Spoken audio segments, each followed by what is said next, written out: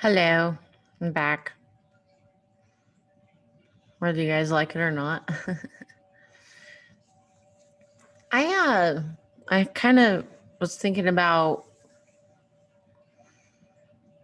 I know I punched out a segment a while ago about my story about like what happened and why I am the way I am. Um I never really went into depth with it, and so I figured, you know, I know there's a lot of people out there that are like, you know, maybe criticizing you for your actions and criticizing you for your behavior and stuff like that. And, there's a reason why you are the way you are is because of your past experiences. And so let me just brush up on you on this and hopefully it won't take forever. Uh, like I said, in my previous video, I don't know when that was, but I went rafting with my late husband and my child who was 4 years old, and I did everything in my power to talk him out of it. I had a vibe, I had a feeling, I just didn't think it was the right thing to do. And he was just bound and determined to get on the river. And so we did. And I remember strapping on my life jacket, and I had it loosely attached to me. It wasn't like completely strapped.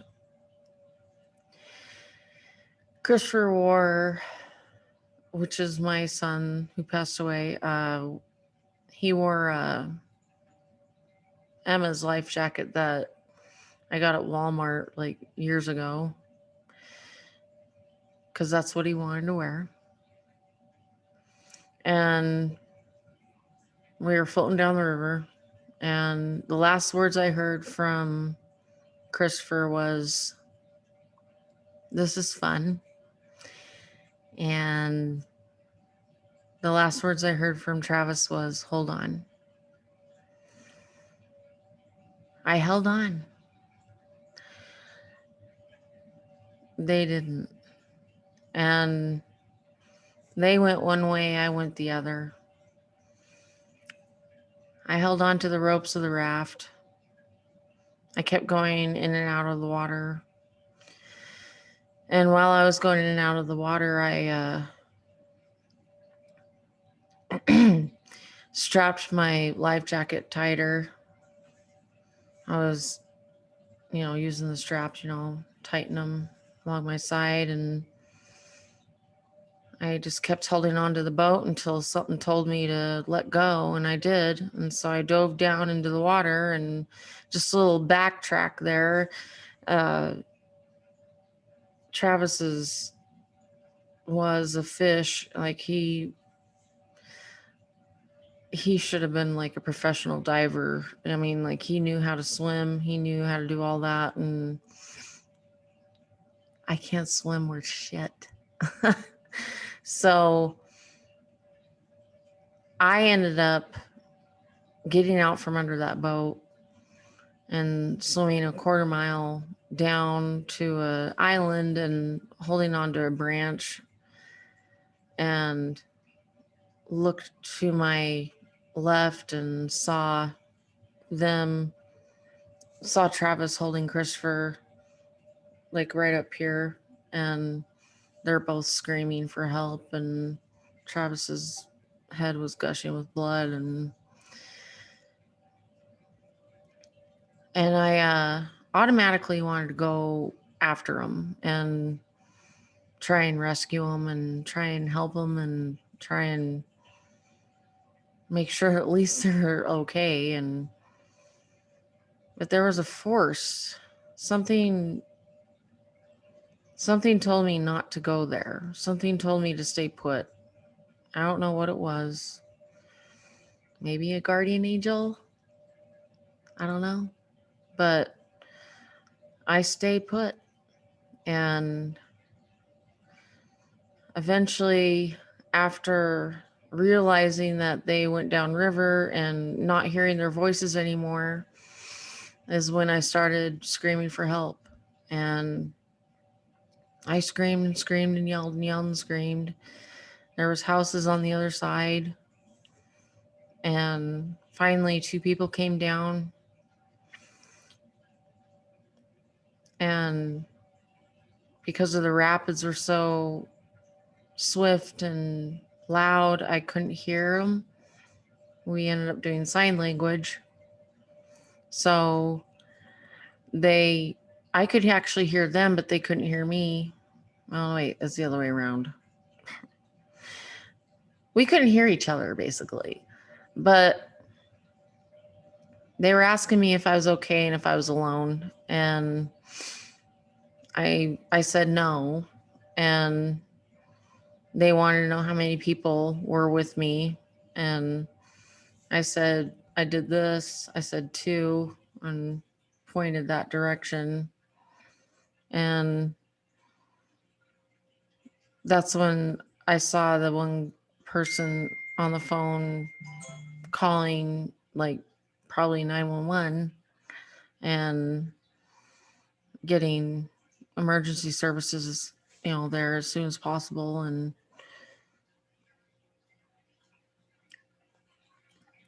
And they stayed there on the shore watching me until I got rescued and until they got retrieved. By the time I got rescued, it was dark. It was about 11 o'clock at night, and I was already in shock, and I was about to give up. And the search and rescue people tied a rope around me and managed to pull me out of the river. And I stormed up the boat ramp like I was on fire and screamed and yelled at the sheriff. And he grabbed me by the cheeks like this and said, "Becky, they're gone."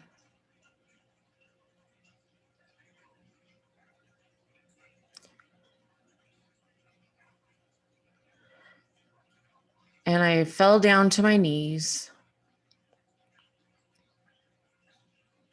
and my whole entire body went numb. My mind went numb. My heart went numb. I couldn't feel anything. And I remember the ride back to the hospital was the longest ride of my life. I showed up at the hospital, and right when I showed up at the hospital, my son died. Travis was already dead in the river. And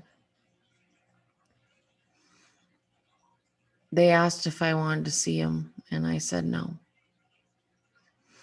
Because that was the last thing I wanted to have envisioned in my head was his image, his little tiny lifeless body.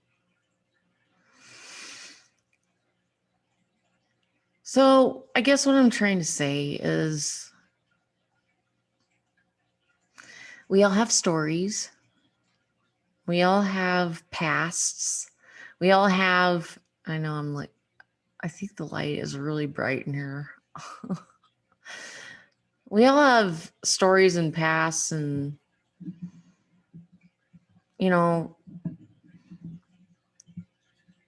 people are so fragile. The mind is so fragile in it, and you can't give up. That's one thing I just can't get over with people is giving up. Is there is so much more to life than, look, for instance, seeing like what I saw, and I could easily give up. I could easily just say, I could throw in the white flag and be like, I'm done. I'm not going to do this anymore. But I can't, because I don't want to, because it's not my time. It's not my time. I'm not ready. I'm not ready to give up. And I will fight. And I have to. For one, I got 2 surviving children, and I'm pretty sure any of you that are out there listening to this message are, you have something to fight for. You always do. I mean, there's so much out there for people, and it truly makes me sad when I see people giving up and just throwing in the towel and be like, I'm done. I'm not going to do it anymore. Why? You don't know what's going to happen in like 5 minutes or 5 months or 5 weeks or 5 years, or, I mean, you have no idea what's going to come to you, what's going to happen to you, what's going to benefit you, what's going to benefit other people for you being around. And it's time for everyone to wake up and realize that, quit playing the victim, quit being a victim, quit acting like a victim, and get up and start living and start showing people that you are stronger than anyone on this planet. And by doing that, people are going to be following in your footsteps, and you're going to create stronger people. And then we're all going to be strong together. And that's what it's supposed to be about. You can't just give up. You can't do that. Otherwise, why be on this planet? Why live? Why even bother? If something bad happens, I mean, it happened. I can't change that. I didn't provoke it. It didn't happen. It happened. So I still have a dog. I still have a cat. I still got 2 kids. Why should I give up? And you guys shouldn't give up either. And that's the message I want to give you guys.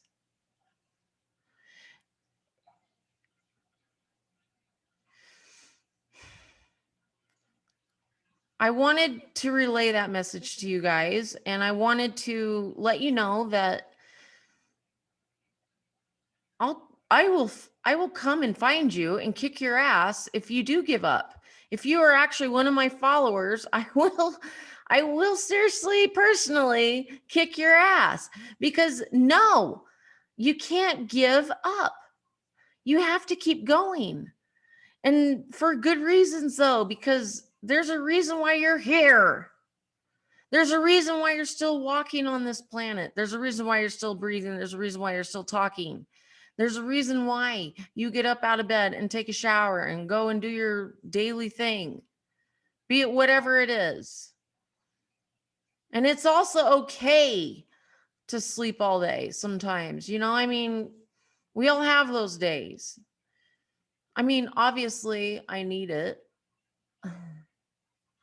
But I am not going to give up on relaying my message to people. I'm not going to do that. I'm not going to give up on that. I want people to know. I want people to know what it feels like. And I also want people to know that it's okay to feel pain, sadness, anger, remorse, guilt. That's all part of it. And it's your way of healing. It's your way of getting through a certain trauma.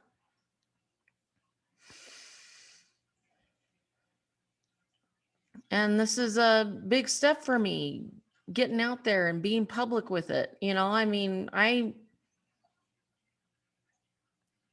didn't really want to, I've been hiding in a shell for a long time. And to me, it seems like a long time. I mean, there's a lot of people out there that's been bottling this stuff up for 40 years, for more than that, even, but I decided I didn't want to do that. I'm too young to just wither away and just all of a sudden just give up on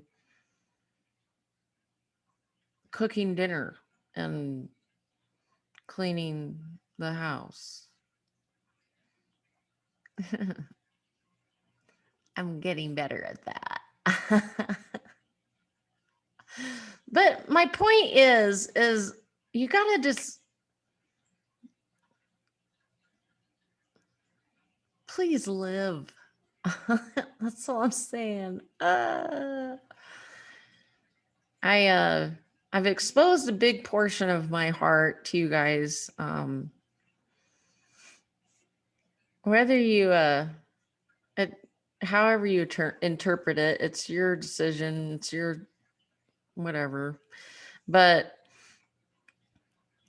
this is a big step for me, and I know to me it's a form of therapy, and I just hope that anyone out there who is struggling and doesn't have a form of therapy, doesn't have an outlet, talk to me, listen to me. My ears open. I'll be there night and day, and you're not alone. There's no one on this planet that has gone through any type of bullshit. There's nobody on this planet that has, I should rephrase that. There's everybody on this planet has gone through a bunch of bullshit. Everyone. No matter what it looks like, no matter if they have this beautiful house and they got like, gorgeous yard and, and Norman Rockwell kind of thing going on. We're all in the same boat. We all are going through issues, be it major, small, minor, whatever you want to call it. It doesn't matter. We've all been there and we're all going through it. And the major lesson is, can you learn from it? Can you grow from it? You can either grow from it or you can either digress. So what's your choice? What do you want to do? Where do you want to go? Do you want to wither away and call it quits? Or do you want to stand up and be strong and live and be happy? I hope you guys have a good night, morning, probably. And I hope this message, I need to go to bed. I hope this message gets to you to where I get tons of text messages coming in. I'm just like, I hope this message comes to you and with good spirits, and I hope it wakes you up and makes you realize that it's time for you to look in the mirror and be proud of what you look at. I'm looking at myself right now. I look like poopy caca. I am aware of that. It's time for you to look in the mirror and realize that, you know what? I'm good. Whatever. Who cares? It's time for you to start being more proud of yourself and be more confident and quit criticizing other people. You see someone walking down the street and they're, let's say, I don't know, 80 pounds heavier than you or something, or they got, weird hair or whatever. Who cares? There's a reason why they're dressed that way. There's a reason why they look that way. They have their own problems. You know, people dress the way they dress because they're sad or they're expressing themselves. And it's not always because they're sad. I'm not going to say that. But it's a form of expression. Hello. So anyway, hope you guys have a wonderful morning. Just like I said, I'm going to go to bed because I need to. And people need to quit texting me. And I hope you guys understand that there's more to life than what's surrounded by you. There's tons of shit going on, and you guys need to realize that and lend a hand, feed a homeless person a hot dog, I mean, quit being so goddamn selfish and worrying about yourself. That's it right there. Okay. I'm going to shove off now, and I will talk to you later.